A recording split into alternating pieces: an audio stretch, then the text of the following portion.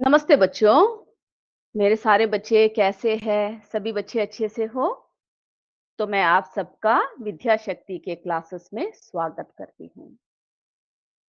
तो आज हम अपने क्लासेस को शुरू करें। यस, मेरे सारे बच्चे बिल्कुल तैयार बैठे हैं। ओके। तो बच्चों, आज हम अपने क्लास को कुछ अच्छे विचारों से शुरू करते हैं। आज का विचार है, सकारात्मक सोच रखिए, हर चुनौती को अवसर मानिए, जीवन में आगे बढ़िए। तो जब भी हमारे जीवन में कुछ भी होता है, हमें कैसा सोच रखना रखना चाहिए बच्चों? हमेशा पॉजिटिव सोचना चाहिए, है ना? हो सकता है हमारे साथ कुछ बुरा हो या जो चीज़ हम चाहते हो वो हर चीज़ हमें ना मिल पाए, तो हमें क्या नहीं होना चाहिए? निराश नहीं होना चाहिए। हर चीज़ को पॉजिटिवली लेना चाहिए। हर चुनौती को, जितने भी चुनौतियाँ आपके रास्ते में आते हैं, उन सबको कैसा मानना चाहिए आपको? एक अवसर की तरह मानना चाहिए, है ना? जितने भी चुनौती आपके चैलेंजेस आपके जीवन में आते हैं, एक अवसर के रूप में उसको लीजिए और जीवन में जो है आपको हम सबको आगे बढ़ते रहना है, कहीं भी हमें डगमगाना नहीं है। सुख-दुख हमारे जीवन में आते रहेंगे, लेकिन हमें क्या करना चाहिए? अपने सकारात्मक सोच के साथ, पॉजिटिव थिंकिंग के साथ हर चुनौती को एक अवसर मानकर आगे बढ़ते रहना चाहिए। इसी अच्छे विचार के साथ हम आज के क्लास को शुरू करते हैं और आज हम लोग हमारा कौन सा चैप्टर कर रहे हैं बच्चों? हमारा chapter 2, diversity in the living world, है ना? सजीव जगत में विविधता, जिसमें हमने बहुत सारी बातें अभी तक आपको बता चुके हैं। आज हम करेंगे एडाप्टेशन टू डिफरेंट हैबिटेट्स, विभिन्न परिवेशों के प्रति अनुकूलन। ओके, तो इसके बारे में जो है आज हम चर्चा करेंगे और आज लास्ट के 10 मिनट में आपका एमसीक्यू होगा, तो उसके लिए भी मेरे बच्चे क्या कीजिएगा? बिल्कुल तैयार रहिएगा। तैयार है ना सभी? यस। तो बच्चों, हम लोग देख रहे थे विभिन्न प्रकार के पौधे और विभिन्न प्रकार के जीवों के बारे में। Plants and animals in different habitats, कैसे कैसे विभिन्न प्रकार के पौधे जंतु विभिन्न प्रकार के परिवेशों में जो है जीते हैं, है ना? जीवन अपना बिताते हैं। तो बच्चों, अलग अलग जो क्षेत्र होते हैं, अलग अलग क्षेत्रों के पौधे और जंतु वहां के परिवेश, है ना, हैबिटेट के अनुसार क्या होते हैं, वहां पर बस जाते हैं। अलग अलग क्षेत्रों के पौधे और जंतु वहां के परिवेश के अनुसार खास विशेषताएं रखते हैं। खास विशेषताएं रखते हैं ना? जैसे हमने बहुत सारे, जैसे पहाड़ी इलाके हुए, या फिर हम लोग बोल सकते हैं मरुस्थलीय इलाका है, या फिर ऐसा इलाका है जहां पर बहुत सारे ऊबड़ खाबड़ वाले, यानी पहाड़ियों जैसा जो इलाका है, या कैसे भी मरुभूमि है, समतल भूमि है। हर जगह पर क्या करते हैं बच्चों? जीव अपने आप को ढाल लेते हैं। तो सबसे पहले हम चर्चा करते हैं मरुस्थल के बारे में। जैसे ही मरुस्थल के बारे में चर्चा करते हैं, आपके दिमाग में क्या आता है बच्चों? कैसा जगह होता है मरुस्थल, बताइए मुझे? बिल्कुल सही, मरुस्थल के जैसे ही बात करते हैं, हम लोग कहते हैं कि वहां पे जो है बहुत गर्म होता है, रेत होता है ना? ये सब हमारे मन में आता है कि नहीं, बताइए मुझे? बिल्कुल आता है। तो हम लोग सबसे पहले बात करते हैं मरुस्थल के बारे में। वहां पर कैसा होता है? वेरी लिटिल वाटर, बहुत कम पानी होता है।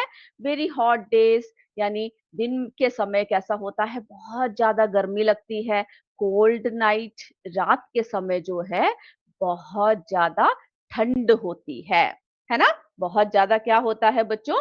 ठंड होती है। तो मरुस्थलीय क्षेत्र क्या है बच्चों? मरुस्थलीय क्षेत्र। तो वहां का पौधा, सबसे पहले हम लोग किसके बारे में बात करते हैं? वहां के पौधे के बारे में बात करते हैं, है ना? वहां पर जो है कौन सा पौधा? कैक्टस पाया जाता है।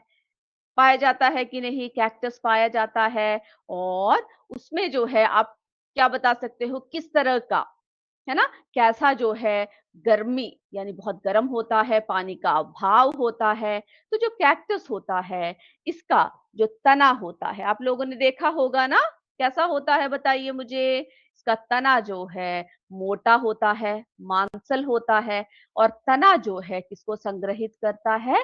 पानी को संग्रहित करता है ना? क्योंकि पानी की जो है उसमें पत्तों की कमी होती है और तने में ही क्या होता है? पानी का संग्रह होता है। तो जब आपसे पूछा जाए वहाँ के किस तरह का जो है पौधे होते हैं, उन सब के बारे में क्या करना है आपको? अच्छे से बताना है ना? उनके जो पत्तियाँ होती है, कैसे होती है बच्चों? पत्तियाँ जो है किस तरह से काँटों में बदल जाती है ना? Leaves are changed into spines, पत्तियाँ काँटों में बदल जाती है और जो काँटे होते हैं वो पानी की जो कमी होती है, उसको क्या करते हैं? कम करते हैं। नागफनी का पौधा आपने देखा है? देखा है तो आप बताइएगा, आप सबने देखा होगा, है ना? चलिए, फिर हमने क्या देखा? इसीलिए जो है लीव्स चेंज इनटू स्पाइन्स, पत्तियाँ जो है वो किसमें बदल जाता है? काँटों में बदल गई है और स्पाइन्स क्या करती है? काँटे पानी की हानि को जो है कम करते हैं, है ना? और उसकी जो जड़ होती है वो क्या करता है बच्चों? रूट्स सोक अप एनी अवेलेबल वाटर, तो जितना भी यानी पानी कम होता है तो जितना भी उन्हें पानी गहराइयों से मिलती है उन्हें जो है इसके नागफनी के यानी कैक्टस के जड़ जो है इसको सोख लेता है। ओके, चलिए अब हम जो है जंतु के बारे में बात करते हैं। कौन सा जंतु होता है? कैमल, है ना? हम लोग किसको देखने को मिलता है? कैमल। तो कैमल कैसा होता है बताइए? बहुत कम पानी में लंबे समय तक रहता है ना? वहां पर जो है कौन सा जानवर पाया जाता है? ऊंट पाया जाता है। कौन पाया जाता है? ऊंट पाया जाता है और जो ऊंट है वो कम पानी में लंबे समय तक रह सकता है, can survive long without water, है ना? और उसके पैर कैसे होते हैं? लंबे पैर होते हैं। लंबे पैर शरीर को गर्म रेत से दूर रखते हैं। लॉन्ग लेग्स कीप अवे, क्या करते हैं? Body away from hot sand. और उनकी जो पैर के जो नीचे के जो भाग होते हैं, फीट होते हैं, feet adapted for walking on sand, जो पैर होते हैं रेत पर चलने के लिए अनुकूलित होते हैं।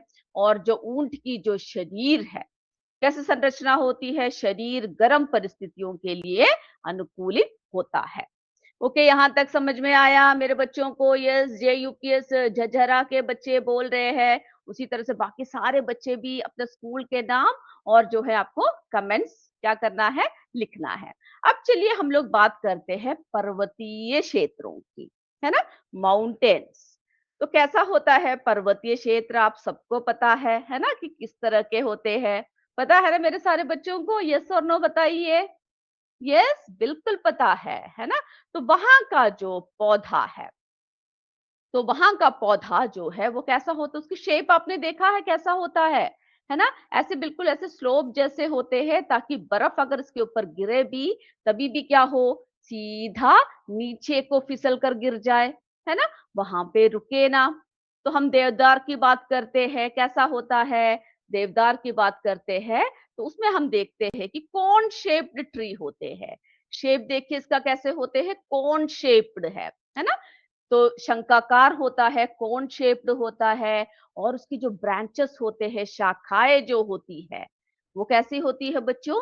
फ्लेक्सिबल होती है, लचीली होती है और नीचे की तरफ जो है क्या होता है? ऐसे झुकी हुई होती है ना? नीचे की तरफ झुकी हुई होती है, फ्लेक्सिबल होती है और उसकी जो कोन शेप जो होता है, शंकाकार जो होता है, वो क्या करता है? बर्फ जैसे ही उसके ऊपर बर्फ गिरता है तो वो आसानी से वहां से फिसल कर नीचे आ जाता है ना? जैसे ही इसके ऊपर बर्फ गिरता है, पेड़ के ऊपर बर्फ क्या नहीं होता? टिकते नहीं है। नीचे की तरफ जो है वो फिसल कर क्या करते हैं बच्चों? से नीचे की तरफ आ जाते हैं। ओके, चलिए। तो हमने देखा शंक्वाकार आकृति होती है। फिर जो है बनावट कैसे होते हैं? ठंडे वातावरण में सहायक होते हैं। ओके, तो उसकी जो बनावट है वो माउंटेन के जो क्लाइमेट है, कोल्ड क्लाइमेट है, उसके अनुसार जो है होता है। ओके, चलिए ये समझ गए आप लोग सभी? ओके, तो मुझे बताइए अब मैं कुछ प्रश्न आपसे करती हूँ। इसमें से कौन सा सही है बताइए? Body adapted to hot desert condition, शरीर गर्म परिस्थितियों के लिए अनुकूलित होता है। कहाँ पर कौन से क्षेत्र में होता है बच्चों? माउंटेन्स में होता है या डेजर्ट में होता है? पर्वतीय क्षेत्र में होता है या मरुस्थलीय क्षेत्र में होता है? मेरे बच्चे कमेंट करके मुझे उत्तर दीजिए, मैं देखती हूँ आप लोग क्या कमेंट करते हैं। जेयूपीएस झज्जरा के बच्चे और बाकी सारे स्कूल जो हमसे जुड़े हुए हैं, कमेंट बॉक्स में कमेंट करके बताइए कि कौन-सा मैं इसमें टिक करूँ? माउंटेन्स को टिक करूँ या फिर डेजर्ट को? शरीर गर्म परिस्थितियों के लिए अनुकूलित होता है। यस, जल्दी-जल्दी बताइए, मैं देख रही हूँ आपके आंसर्स को। बिल्कुल सही कहा, जो है ये कैसा परिस्थिति कहाँ का होता है बच्चों? डेजर्ट का, है ना? चलिए अगला देखते हैं।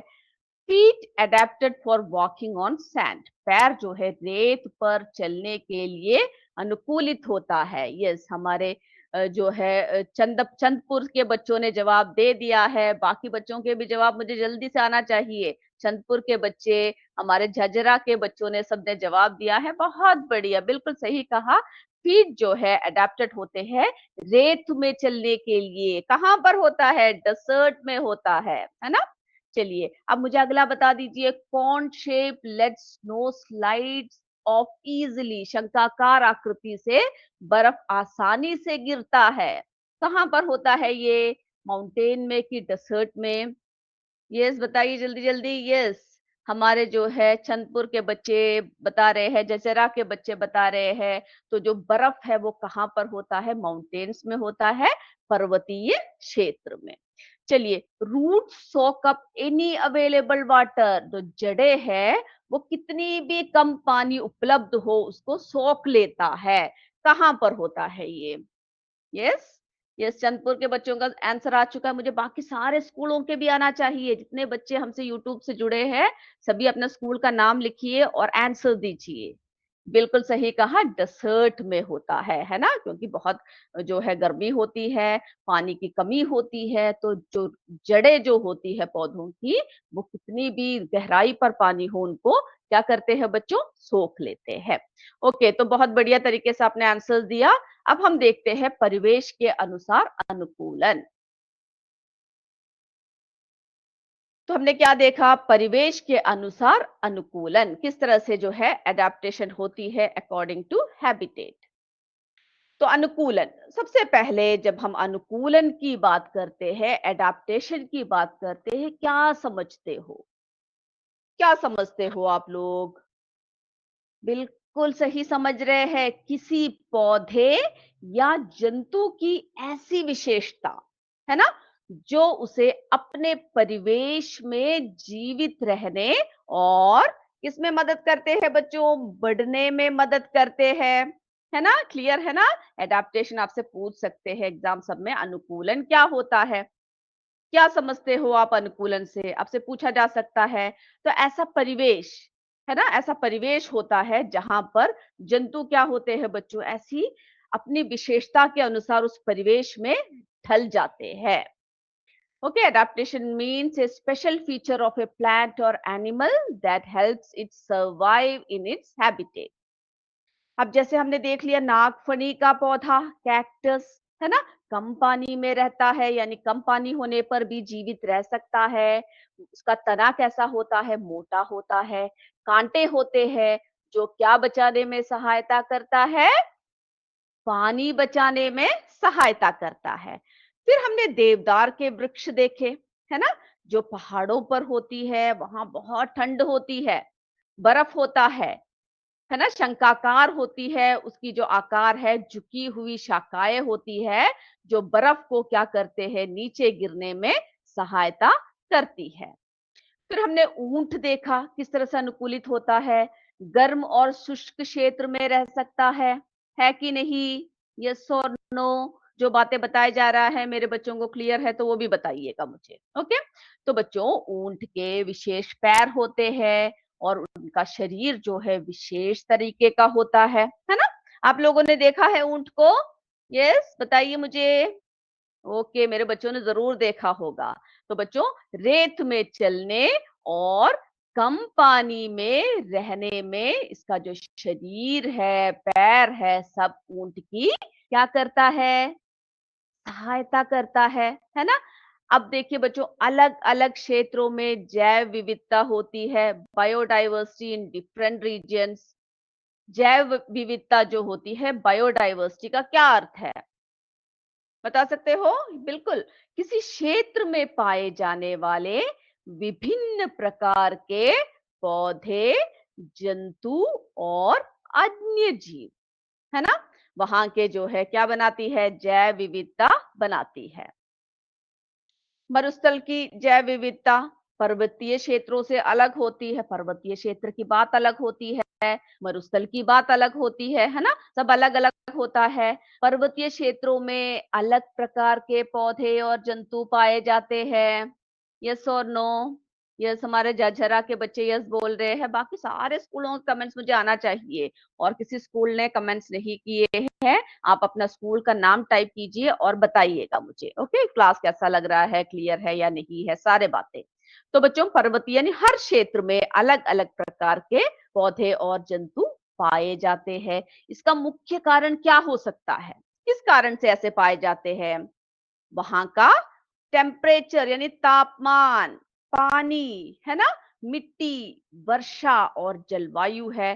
तो इसका जो है मुख्य कारण क्या है? The main reason for this बताइए। टेम्परेचर हो सकता है, वाटर हो सकता है, वहां की सॉइल हो सकता है, वहां की वर्षा इन रेनफॉल हो सकता है, क्लाइमेट हो सकता है कि नहीं? इसीलिए अलग अलग क्षेत्रों में रहने वाले जीवों में क्या पाए जाते हैं बच्चों? अलग अलग विशेषताएं दिखाई देती है कि नहीं? है ना? अलग अलग क्या दिखाई देती है उनमें? विशेषताएं अलग अलग दिखाई देती है। अब चलिए, मरुस्थल के ऊंटों में अनुकूलन कैसा होता है देखते हैं। मरुस्थल के ऊंटों में अनुकूलन, okay, adaptation in camels of different deserts किस किस तरह से होते हैं, किस किस तरह से जो है अलग अलग जगह पर होते हैं, जरा हम लोग जरा उसको देख लेते हैं। सबसे पहले हम लोग किसकी बात करते हैं? सबसे पहले हम लोग बात करते हैं राजस्थान की।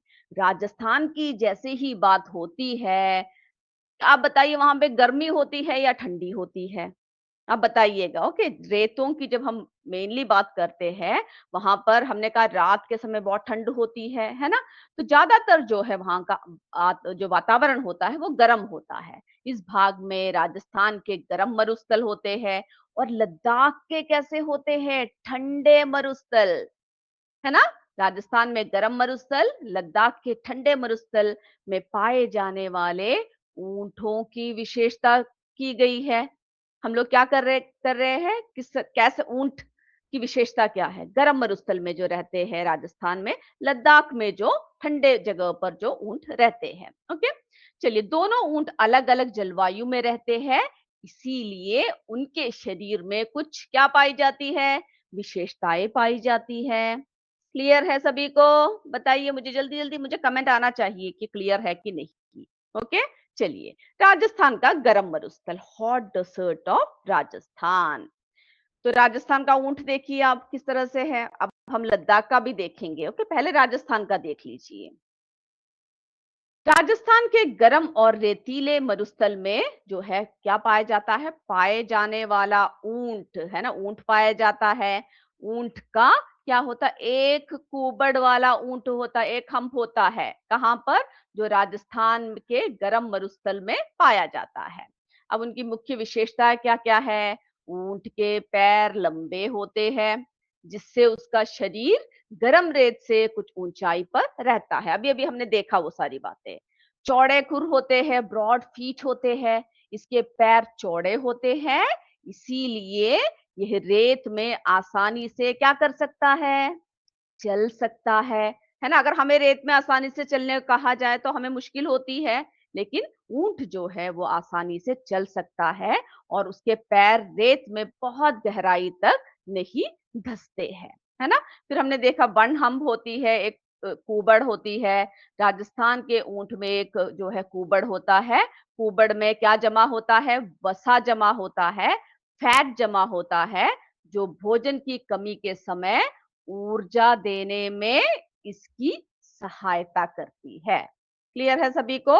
और गर्मी सहने की क्षमता, जो एबिलिटी टू टॉलरेट हीट, है ना? बहुत होती है इसमें। इसका शरीर गर्म और शुष्क वातावरण में रहने के लिए कैसा होता है बच्चों? अनुकूलित होता है। तो ये बात आप समझ गए सभी? समझ गए तो मुझे बताइए, अभी तक जो जितनी भी बातें आपको बताई गई है वो क्लियर है तो मुझे बताइएगा। तो बच्चों अभी जो है हमारा समय हो रहा है एमसीक्यू का। ओके, बाकी बातें हम बाद में करेंगे, अगले क्लास में करेंगे। अभी हम एमसीक्यू करेंगे। और आपको क्या करना है, आपको जो है एमसीक्यू के लिए तैयार रहना है, जैसे आप हर बार करते हैं। मैं प्रश्न पढ़ूंगी, आप प्रश्न का नंबर सही से डालेंगे और उसके बाद उसका जो आंसर होगा वो सही से करोगे। चलिए बच्चों, पहला प्रश्न आपके सामने है। पर्वतीय क्षेत्र का पौधा कौन सा है? Which is a mountain region plant?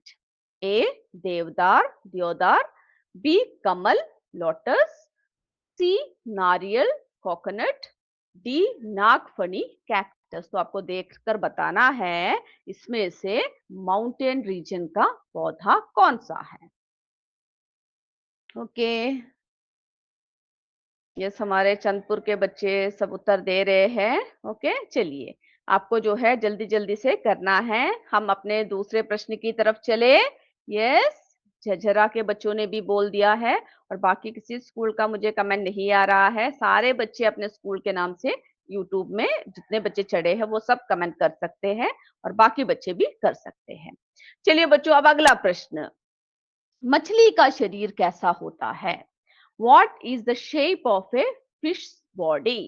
A चौकोर स्क्वायर, B धारा रेखित streamlined, C गोल राउंड, D बहुत चपटा वेरी फ्लैट। तो आपको बताना है मछली का शरीर की जो आकृति होता है या कैसा होता है उसका शरीर।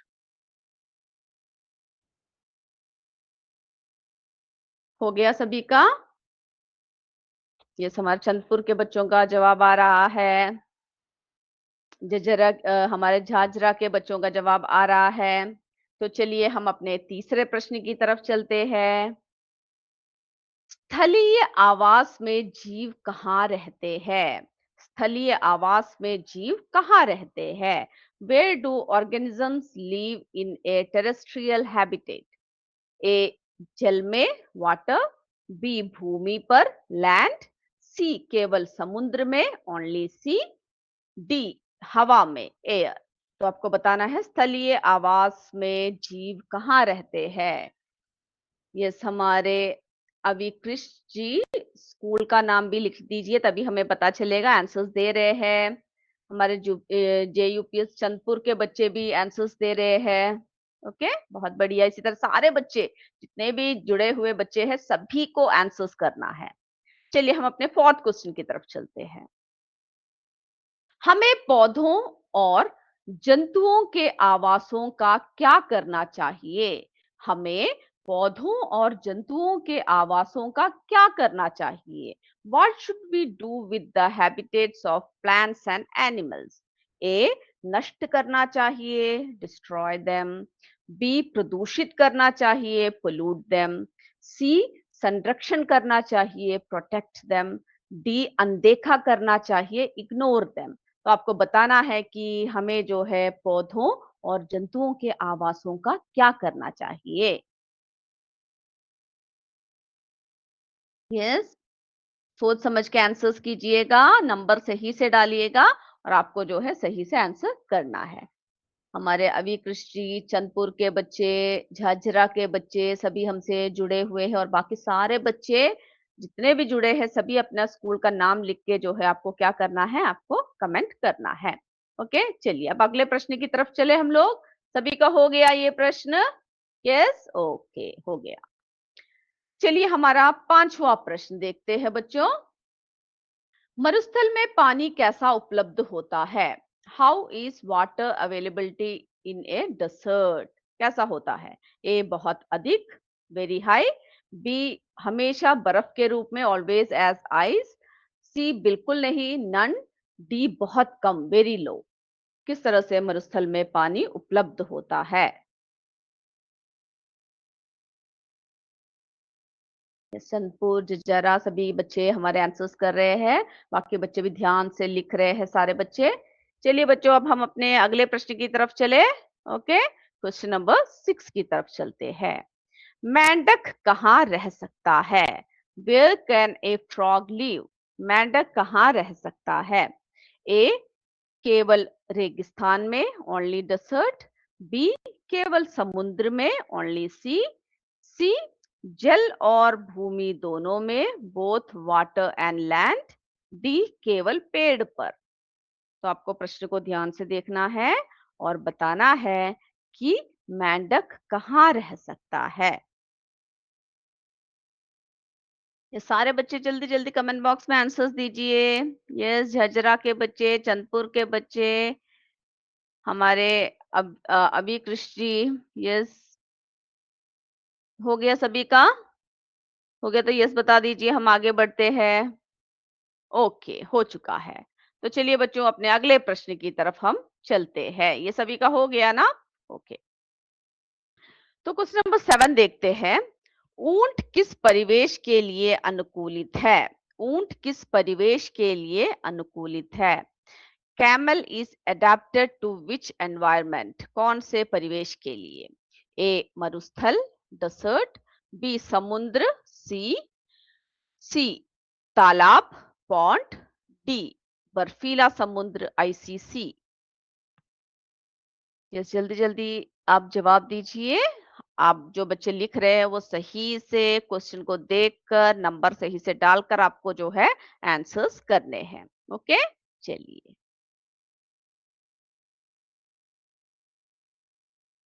हो गया सभी का? आगे बढ़ जाए हम। यस, आगे बढ़ते हैं। राजस्थान का मरुस्थल कैसा है? हमारा क्वेश्चन नंबर 8 देखिए बच्चों। राजस्थान का मरुस्थल कैसा है? What type of desert is Rajasthan desert? किस तरह का है? ए, बहुत ठंडा, वेरी कोल्ड। बी, गर्म, हॉट। सी, जलीय, एक्वेटिक। डी, बर्फीला, स्नोवी। किस तरह का है?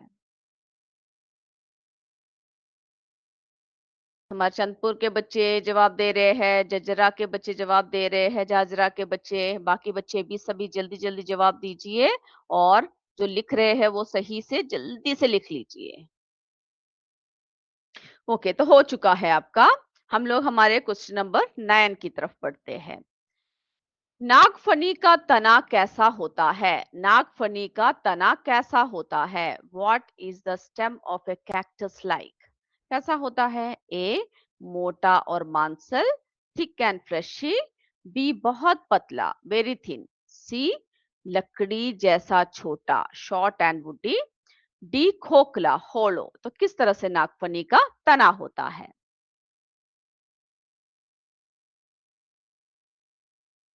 ओके, सारे आंसर्स जल्दी जल्दी आप लोग कर रहे हैं, मुझे पता है, क्योंकि आपको सारे आंसर्स आते हैं।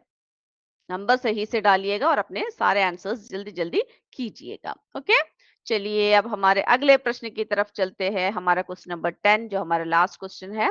आवास किसे कहते हैं? आवास किसे कहते हैं? What is a habitat? क्या है? ए, केवल भोजन का स्थान, place for food only.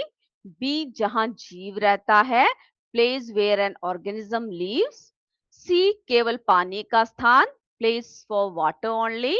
D, खेल का मैदान, प्ले ग्राउंड। तो आप जल्दी से क्वेश्चन नंबर डालिए और लिख लीजिए। अब हम लोग आंसर्स की तरफ चलते हैं और मेरे बच्चे मुझे जल्दी जल्दी आंसर्स देंगे। ओके, सारे बच्चे जल्दी जल्दी कमेंट बॉक्स में आंसर्स को कमेंट करेंगे। तो हम एक एक करके शुरू करते हैं। सबसे पहला प्रश्न है, पर्वतीय क्षेत्र का पौधा कौन सा है? अगर कोई बच्चा माइक ऑन कर सकता है तो ऑन करके भी बता सकते हैं। ओके, पर्वतीय क्षेत्र का पौधा कैसा है बच्चों? यस, कौन सा है? देवदार, है ना? चलिए अगला देखते हैं। मछली का शरीर कैसा होता है? बिल्कुल सही, धारा रेखित होता है ना? अगला बताइए, स्थलीय आवास में जीव कहाँ रहते हैं? कहाँ रहते हैं बच्चों? भूमि पर, है ना, लैंड में। हमें पौधों और जंतुओं के आवासों का क्या करना चाहिए? अब बताइए जल्दी से, क्या करना चाहिए? बिल्कुल सही कह रहे हैं मेरे बच्चे, सभी के आंसर्स भी आ रहे हैं। चंदपुर, जाजरा, बाकी सारे बच्चे भी आंसर्स दीजिए। संरक्षण करना चाहिए, प्रोटेक्ट करना चाहिए, है ना? चलिए अगला देखते हैं। मरुस्थल में पानी कैसा उपलब्ध होता है बच्चों? बहुत कम होता है, वेरी लो। मेंढक कहाँ रह सकता है? बताइए, बिल्कुल सही कह रहे हो, जल और भूमि दोनों में रह सकता है। चलिए अगला प्रश्न, ऊंट किस परिवेश के लिए अनुकूलित है बच्चों? मरुस्थल के लिए, डेसर्ट है ना, ऊंट जो है मरुस्थल के लिए अनुकूलित है। राजस्थान का मरुस्थल कैसा है? गर्म है ना, हॉट। नागफनी का तना कैसा होता है बच्चों? मोटा और मांसल होता है। आवास किसे कहते हैं? किसे कहते हैं बताइए, जहां जीव रहता है ना?